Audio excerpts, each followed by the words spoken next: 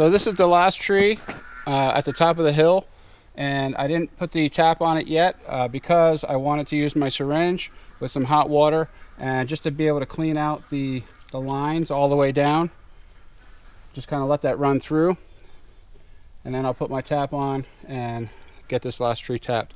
You want to, this is the hole from last year. You want to make it at least 6 inches away from the previous year, just so the tree can heal up.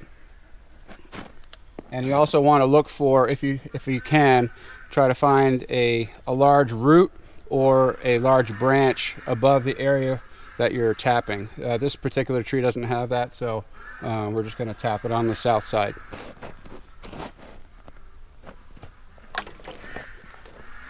I am tapping this tree a little higher than you would normally, just because of the position of the lines. I need it to kind of use gravity in my favor. The hot water also comes in handy to soak the end of the line, just to soften up the tubing, so you can get your tap in a lot easier.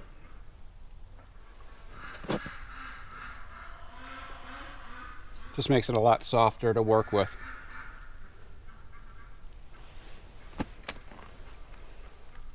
Usually go in about 2 inches, 2.5 inches, and I tend to do it on and I think most people do, on a slight angle downward.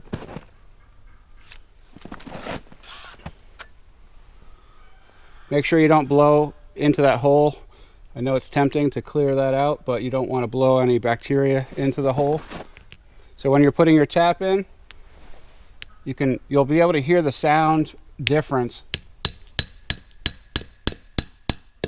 Hear that thud sound?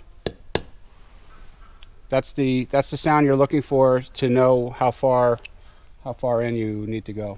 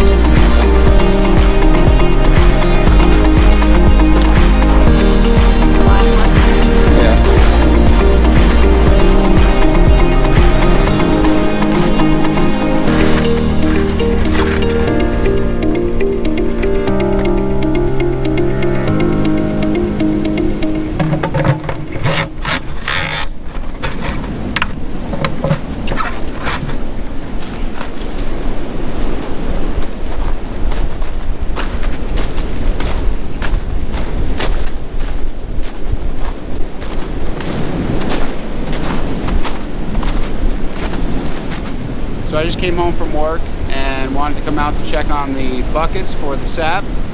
We have some buckets that are off of the main line, and we just basically take those buckets and dump them into a centralized location, into a 50-gallon barrel, and then just put the buckets back.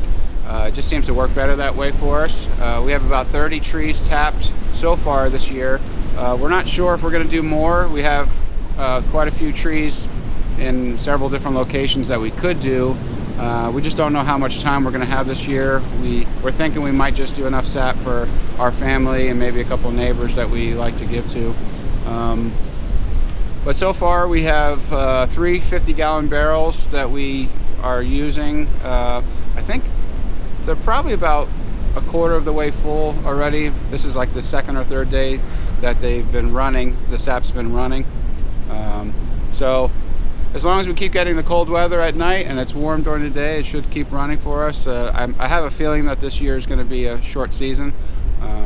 So we still do not have a sugar shack, so we're boiling outside, kind of the old school method, which is fun in some ways, but we're up on top of a mountain. It does get pretty cold and windy up here, so that is the negative side of it. We are hoping to build a sugar shack in the near future, so next season we'll be able to do this inside. So this is the funnel that we use to pour the sap into the 50-gallon barrel.